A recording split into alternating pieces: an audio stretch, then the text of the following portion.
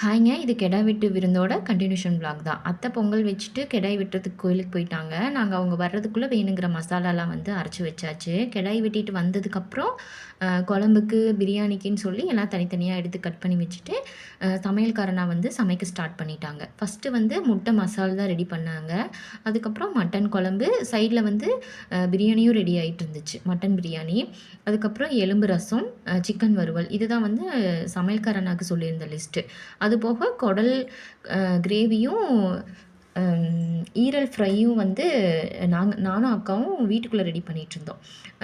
Mutton biryani, mutton குழம்பு, chicken வறுவல், அதுக்கப்புறம் எலும்பு ரசம், தயிர் பச்சடி, முட்டை மசால் எல்லாம் ரெடி ஆயிடுச்சு. சமையல்காரன்னா ரொம்ப டேஸ்ட்டாக பண்ணியிருந்தாரு. அதே சமயம் வந்து அவங்க எங்கள் கூட ரொம்ப மிங்கிளாகி எல்லா வேலையும் வந்து கூட செஞ்சிட்ருந்தாங்க.